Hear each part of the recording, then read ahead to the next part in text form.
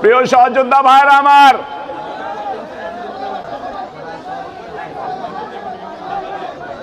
আজকের এই ৩৫ নম্বর ওয়ার্ড যুবদলের কর্মী সভা, এই কর্মী সভায় এইখানে এখন যে ঘটনা ঘটেছে এটাও একটা শিক্ষণীয় ঘটনা। এই শিক্ষণীয় ঘটনার ভিতরে নেতা কর্মীদের বিরুদ্ধে ধন্যবাদ জানাই যে কেউ হাতাহাতি করে নাই, কেউ গাঞ্জাম ফাসাদ করে নাই। নিজেদের কর্মী সমর্থন দেখানোর জন্য তারা আকৃতি জানিয়েছেন। প্রিয় সহযোদ্ধা ভাইরা আমার, নেতৃত্বের ভিতরে প্রতিযোগিতা থাকতে হবে। নেতৃত্বের ভিতরে গঠনমূলক সংগঠন শক্তিশালী করার জন্য, দলকে ঐক্যবদ্ধ করার জন্য সুশৃঙ্খল ভাবে প্রতিযোগিতা করতে হবে। মাসুদের অনুসারীরা সেই প্রতিযোগিতায় দেখিয়েছেন।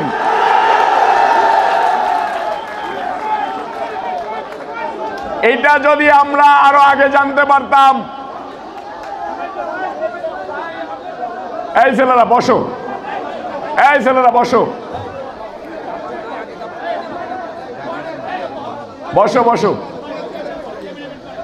এই ওয়ার্ড যুবদলের ৩ সদস্য কমিটি, আহ্বায়ক উজ্জ্বল, সদস্য সচিব আরিফ, সিনিয়র যুগ্ম আহ্বায়ক মাসুদ।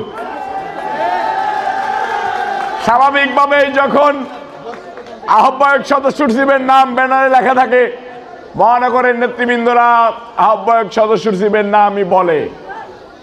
কিন্তু আমি একটা জিনিস দেখলাম, মাসুদের নাম না বলার সাথে সাথে, এটা আমি মঞ্চের থেকে যখন বলতেছি সমস্যা কি সমস্যা কি, আমাকে বলা হচ্ছে যে কোনো সমস্যা না ভাই, ওয়ার্ডের ভিতরে নিজেদের ঝামেলা। ঝামেলাটা কি এখন বুঝতে পারলাম যে একটা ছেলে যখন সিনিয়র যুগ্ম আহ্বায়কের দায়িত্ব পালন করার সাথে সাথে অর্ধেক লোক ফাঁকা করে দিতে পারে, তার মানে তার বিশেষ যোগ্যতা আছে। ইরাই রাজপথের কর্মী, ইরাই রাজপথের যোদ্ধা। এই ভাই বসো, ভাই এই ছেলেরা বসো। আমি একটা জিনিস বলেছি ভাই, প্রশংসা মানে এই নয় দুর্বলতা। নামের উপরে কেউ স্লোগান দিবেন না, স্লোগান দিলে সাংগঠনিক ব্যবস্থা থেকে কেউ রেহাই পাবেন না। আজকে জিয়া পরিবারে আপনার নাম লিপিবদ্ধ আছে দেখে আপনি মাসুদ, জিয়া পরিবারে লিপিবদ্ধ না থাকলে কিন্তু মাসুদ না। এই পার্টি থেকে কিন্তু অনেক লোক ঝরে গেছে, বেহুদা, নাজমুল হুদা,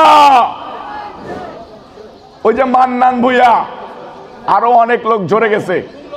আমরা জিয়া পরিবারের ভিতরে প্রতিযোগিতা করব, গঠনমূলক প্রতিযোগিতা। আমি ধন্যবাদ জানাই মাসুদের এই সমর্থন বৃন্দদেরকে, যারা আপনারা বিশৃঙ্খলা না করে নিজেদেরকে ঐক্যবদ্ধ রেখে আপনাদের নেতার নাম মহানগরের নেতৃবৃন্দকে দেখানোর সক্ষমতা অর্জন করেছেন। কিন্তু আপনারা দায়ে একজন বললেও ভালো হতো যে আমরা এরাই মাসুদের অনুসারী। চেয়ার ছাড়ে দিয়ে যে এটা সাংগঠনিক ব্যবস্থার সামিল হয়েছেন, জানি না মহানগরের আহ্বায়ক আপনাদেরকে ক্ষমা করবে কিনা। মহানগর যদি সিদ্ধান্ত নেয় এই কর্মী সমর্থনের কারণে এই মাসুদের ক্ষতিও হইতে পারে, যেমন উপকারের জন্য করছেন তেমন ক্ষতি হওয়ার সম্ভাবনাও থাকে। আশা করি মহানগরের নেতৃবৃন্দ এটা ক্ষমা সুন্দর দৃষ্টিতে দেখবে, পরবর্তীতে আর এরকম করবেন না। প্রিয় সহযোদ্ধা ভাইরা আমার, আজকের কর্মী সভায় এই যে যারা উপস্থিত আছেন, মহানগরের আহ্বায়ক আমার সহযোদ্ধা প্রিয় বড় ভাই খন্দকার এনামুল হক এনাম, সিনিয়র যুগ্ম আহ্বায়ক এম এ গাফফার, যুগ্ম আহ্বায়ক ইকবাল হোসেন বাবলু, যুগ্ম আহ্বায়ক মুকিত হোসেন, দপ্তরের দায়িত্বে শাহজাহান চৌধুরী সহ এইখানকার বিভিন্ন পর্যায়ের নেতৃবৃন্দ, আমাদের হৃদয়ে একটা জায়গায় রক্তক্ষরণ হচ্ছে। এতদিন এই স্বাধীনতার পর থেকে আমাদের দলের নেতাকর্মীরা, আমাদের দলের প্রধান শহীদ রাষ্ট্রপতি জিয়াউর রহমান সাহেব ষড়যন্ত্রের মাধ্যমে তাকে হত্যা করা হয়েছে, নির্মমভাবে গুলি করে হত্যা করা হয়েছে। বাংলাদেশ সেদিন কলঙ্কিত হয়েছে, যেদিন শহীদ রাষ্ট্রপতি জিয়াউর রহমান সাহেবের মতো লোককে যে স্বাধীনতার মধ্য দিয়ে যুদ্ধের মধ্য দিয়ে বাংলাদেশের মাটিতে এই কুলাঙ্গার বাহিনীরা এই কুলাঙ্গারের বাচ্চারা শহীদ রাষ্ট্রপতি জিয়াউর রহমানকে গুলি করে হত্যা করেছিল, সেদিন বাংলাদেশ একবার শোক পালন করেছে। ঠিক সেদিনকে থেকেই বাংলাদেশে শোকের ছায়া নেমে এসেছে। বাংলাদেশ নিয়ে ষড়যন্ত্র হয়েছে, বাংলাদেশ জাতীয়তাবাদী দলকে নিয়ে ষড়যন্ত্র হয়েছে। বাংলাদেশের স্বাধীনতার পক্ষের শক্তি, স্বাধীনতার শক্তি, বাংলাদেশের শক্তি, এই দলের সকল পর্যায়ের নেতৃবৃন্দকে নিয়ে ষড়যন্ত্র করা হয়েছে। সেই ষড়যন্ত্র প্রতিহত করতে করতে আজকে জাতি ক্লান্ত। এই যে কিছুদিন আগে 5 আগস্ট 17 বছর, এই ভাই কথা বলেন না, 17 বছর যাবৎ স্বৈরাচার খুনি ধর্ষণদের গডমাদার হাসিনা তার বিরুদ্ধে আন্দোলন করতে করতে যখন যুবদল ক্লান্ত হয়ে গিয়েছে, তখন স্বাধীনতা বিরোধী শক্তিরা আমাদের প্রিয় ভাই নাসিরকে বরিশাল ডিভিশনে নির্মমভাবে পায়ের রক কেটে হত্যা করেছে। এই নাসির হাওলাদারকে, এই নাসির হাওলাদার বরগুনার কৃতি সন্তান, ছাত্র দলের রাজনীতি থেকে উঠে এসেছে আমাদের মতো। ছাত্র দলের প্রতিষ্ঠা বার্ষিকী শেষে যখন বাড়িতে মা বাবার কাছে ফিরতেছে, তখন স্বাধীনতা বিরোধী শক্তি, পা কাটা পায়ের রক কাটা শক্তি, যাদেরকে নিয়ে প্রথম আলো, ডেইলি স্টার, বাংলাদেশের সকল জাতীয় পত্রিকায় প্রতিনিয়ত নিউজ হয়েছে, পা কেটে গলা কেটে হত্যা করে, তারা আমাদের ভাই নাসির হাওলাদারকে বরগুনায় নির্মমভাবে পায়ের রক কেটে হত্যা করেছে। প্রিয় সহযোদ্ধা ভাইরা আমার, আমাদের যুবদল নেতাকে হত্যা করা হয়েছে, আমরা কিন্তু বেশি দিন আর ছাড় দিব না। আমাদের ভাইয়ের রক্তের বদলা আমরা নিব ইনশাল্লাহ। আপনারা যারা নিজেদেরকে হনু মনে করতেছেন যে নদীর মাঝখানে কিছু কচুরি পানা দেখবেন মাঝে মাঝে এসে ভরে যায়, কচুরি পানা এসে নদীর মাঝখানে ভরে যায়, কচুরি পানা ওইখানে ফুল দেয়, কচুরি পানার ফুলে ফুলে নদী ভরে যায়। ওই কচুরি পানা মনে করে আমি মনে হয় নদীকে গ্রাস করে নিয়েছি। এই বাংলাদেশকে তারা নদী মনে করে, আর তারা কচুরি পানা সেটা জানে না। বাংলাদেশের আপামর জনসাধারণ যখন ঢেউ তুলবে পানির মতো, এই কচুরি পানা ছিন্ন বিচ্ছিন্ন হয়ে পানির জলের সাথে ভেসে যাবে ইনশাল্লাহ। এই বাংলাদেশ মানে এই জাতীয়তাবাদী শক্তি, এই বাংলাদেশ মানে এই জাতীয়তাবাদী দল, এই বাংলাদেশ মানে জাতির জনগণ, বাংলাদেশের জনগণ। এই বাংলাদেশের জনগণের মাঝখানে আপনারা মুষ্টিমে কয়েকজন লোক। আপনারা যদি এই পাহাড়কে ধাক্কা দিতে চান, আপনারা যদি এই যুবদলের নেতাকর্মীদেরকে এভাবে পায়ের রক কেটে হত্যা করতে চান, শেখ হাসিনার যে পরিণতি হয়েছে, আপনারা কিন্তু তার থেকে আলাদা কিছু হবেন না।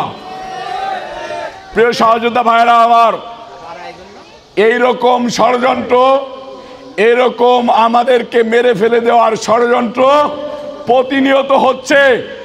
আমি ব্যক্তিগতভাবে রবিউল ইসলাম নয়ন জিডি করেছি। কিছুদিন যাবৎ কিছু শীর্ষ সন্ত্রাসী, কিছু মহল আমাকে হত্যা করার জন্য নীল নকশা এঁকেছে। যাদেরকে প্যাকেজ দেওয়া হয়েছে তারাও 2-4 জন যোগাযোগ করেছে, ভাই আপনাকে কিন্তু লালবাগে গুলি করা হতো। আল্লাহর অশেষ রহমতে বেঁচে আছেন। আমি নিকেতনে একটা বাসায় গেছি, সেই বাসাতেও আমাকে র্যাকি করা হয়েছে, বিভিন্ন জায়গায় র্যাকি করে।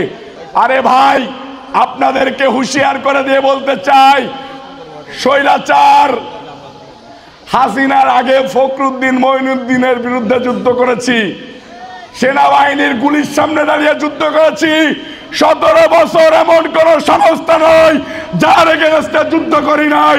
আপনাদের এগেনস্টেও যুদ্ধ করব ইনশাআল্লাহ। হায়াত মউত আল্লাহর হাত, যেদিন আল্লাহ হায়াত শেষ হয়ে যাবে মারা যাব।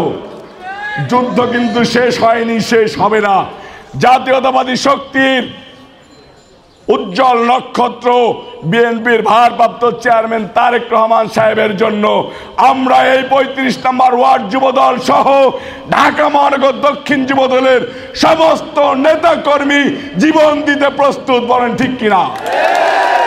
প্রিয় সহযোদ্ধা ভাইরা আমার, আমাদেরকে ঐক্যবদ্ধ হইতে হবে, এরকম ষড়যন্ত্রকে প্রতিনিয়ত মোকাবেলা করতে হবে, জনগণের পাশে যাইতে হবে, নির্বাচিত সরকারের জন্য ভোট দেওয়ার অধিকারের জন্য ১৭ বছর যেরকম যুদ্ধ করেছি, বিএনপির ভারপ্রাপ্ত চেয়ারম্যান তারেক রহমান সাহেব যখন আবার নেতৃত্ব দিয়ে বলবে ভোটের অধিকার আদায় করার জন্য তোমরা রাজপথে নেমে এসো, সেদিন আমরা বুঝাবো অনির্বাচিত সরকার আমাদের সামনে দাঁড়াইতে পারবে না, টিকতে পারবে না, নির্বাচন দিতে বাধ্য হবে। আমরা আশা করব খুনি স্বৈরাচার হাসিনার বিরুদ্ধে যেরকম আন্দোলন করেছি, আপনাদের বিরুদ্ধে যেন এরকম আন্দোলন আমাদের না করতে হয়, সেদিকে সজাগ দৃষ্টি রাখবেন। আপনারা বৈষম্য করার চেষ্টা করবেন না, একটা দলকে ক্ষমতায় বসানোর জন্য নীল নকশা আঁকতে যাইবেন না, তাহলে কিন্তু বাংলাদেশের জনগণ আপনাদেরকেও ছেড়ে দিয়ে কথা বলবে না ইনশাআল্লাহ। প্রিয় সহযোদ্ধা ভাইরা আমার, এই ষড়যন্ত্রকে মোকাবেলা করার জন্য আপনার আমাদের সকলকে ঐক্যবদ্ধ থাকতে হবে, ক্লিন ইমেজ থাকতে হবে, পাড়া মহল্লায় সকল ভোটারদের মন জয় করতে হবে, সুশীল সমাজের মন জয় করতে হবে, ভালোবাসা দিয়ে ধানের শীষের প্রার্থীকে জয়যুক্ত করার জন্য আপনাদেরকে ঐক্যবদ্ধ হইতে হবে। এই আশা ব্যক্ত করে আমি আমার বক্তব্য শেষ করতেছি। বাংলাদেশ জিন্দাবাদ, বাংলাদেশ জাতীয়তাবাদী যুবদল ৩৫ নম্বর ওয়ার্ড ঢাকা মহানগর দক্ষিণ, বংশাল থানা জিন্দাবাদ, বংশাল থানা জিন্দাবাদ। সকলকে ধন্যবাদ। দেশনেত্রী বেগম খালেদা জিয়া জিন্দাবাদ, শহীদ রাষ্ট্রপতি জিয়াউর রহমান অমর হোক। দেশনেত্রী বেগম খালেদা জিয়া জিন্দাবাদ, তারেক রহমান জিন্দাবাদ। সকলকে ধন্যবাদ।